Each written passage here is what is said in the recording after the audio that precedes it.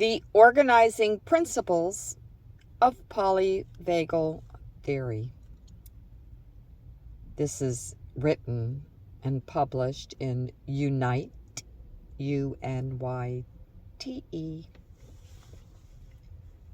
Dr. Stephen Porges' polyvagal theory has revolutionized the way we view the body's response to stress. Considering the autonomic nervous system, ANS, the foundation of our lived experience.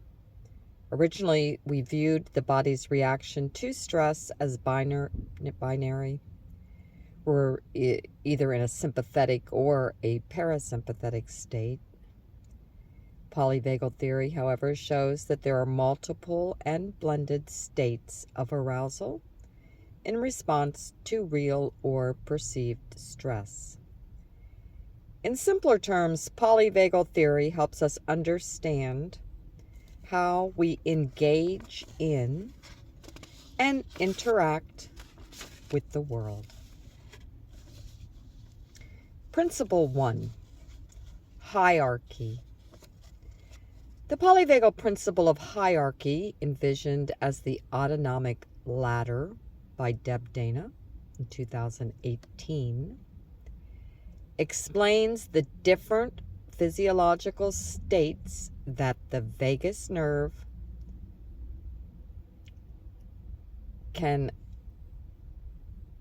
be in depending on the cues of safety or danger in the environment. Ventral vagal. In this state, our social engagement system is active in the ventral vagal pathway of the parasympathetic branch. Our nervous system is regulated, and we're ready to connect and engage with others and what we're experiencing in the now, while tuning out irrelevant stimuli. We feel safe and secure in the world. Sympathetic. This state of the ANS, or autonomic nervous system, activates when we feel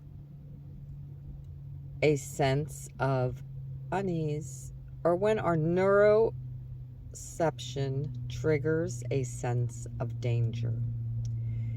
We feel the need to take action or to resolve the perceived threat. This is best known as the fight or flight response, where the world feels dangerous or overstimulating. Dorsal vagal. This is a primal part of the human experience.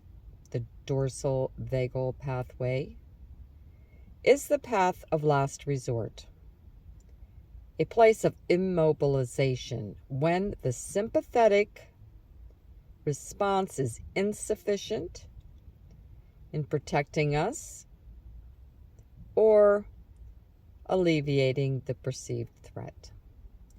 In this state, the sense of hopelessness may take over, and our mind and body may move into conservation mode.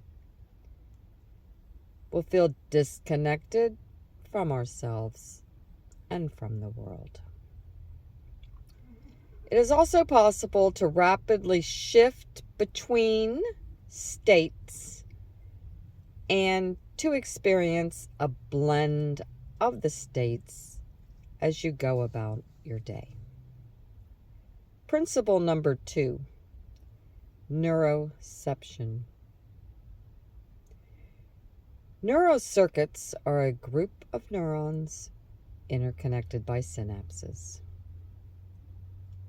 The group's main role is to execute specific functions, but only when activated. Neuroception was coined by Dr. Porges and is how our neural circuits in our autonomic nervous system subconsciously decide via our senses in every moment, whether a person or situation is safe, dangerous, or a threat, without invoking the thinking parts of our brain. Neuroception listens to the three states of input: inside the body, outside the environment, and between others' nervous systems. Principle 3, co-regulation.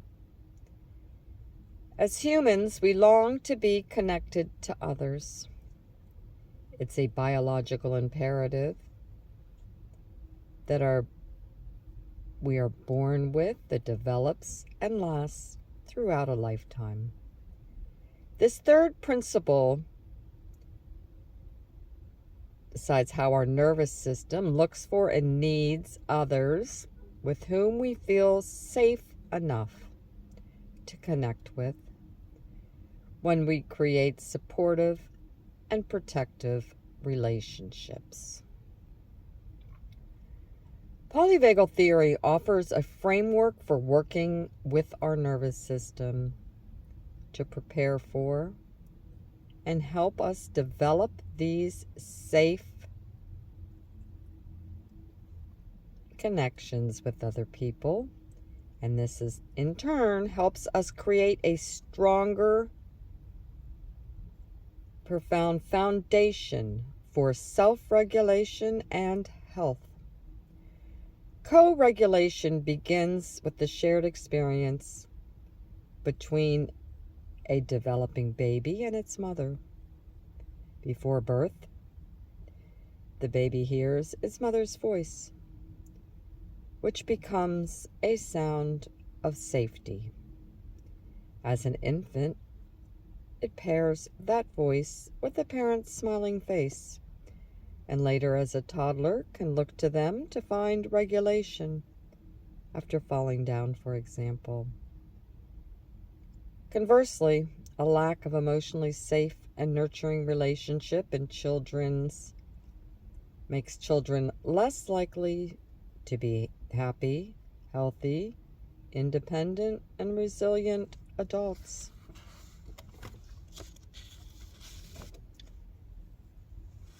So we have the autonomic ladder being ventral vagal.